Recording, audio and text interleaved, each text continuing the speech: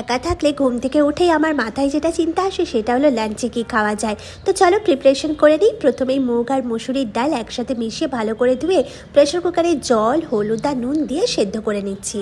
এখানে ডালটাও সেদ্ধ হয়ে গেলে ঠান্ডা হওয়ার জন্য রেখে দেবো। আর এদিকে কড়াইয়ে তেল গরম করে তার মধ্যে শুকনো লঙ্কা আর জিরে ফোড়ন দেবো। তারপরে দিচ্ছি রসুন কোচানো। ভেজে নিয়ে পেঁয়াজটাও হালকা ফ্রাই করে নেওয়ার পরে ডালটাও দিয়ে দেবো আর পরিমাণ মতো জলও দিলাম। ডালটা ফুটে উঠলে কিন্তু ধনেপাতা কুচনো দিয়ে নামিয়ে নেব। আর এবার চলো ভাতটাও বানিয়ে নিই। চালটা বসিয়ে দিয়েছি ধুয়ে, তার মধ্যে একটা সেদ্ধ করার জন্য আলুও দিয়ে দিলাম। এই দেখো ভাতটাও হোক এদিকে, আর এদিকে একটু পেঁয়াজি বানাই। শীতের সময় কিন্তু এরকম গরম গরম পেঁয়াজি পকোড়া এগুলো বেশ ভালো লাগে, আর আমার অনেক দিন ধরেই খাওয়া হচ্ছে না, সেজন্যই ভাবলাম পেঁয়াজিটা বানানো যাক। তো পেঁয়াজটা এইভাবে কুচিয়ে নিলাম।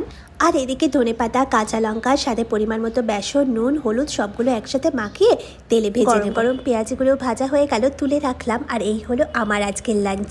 কেমন লাগলো জানি।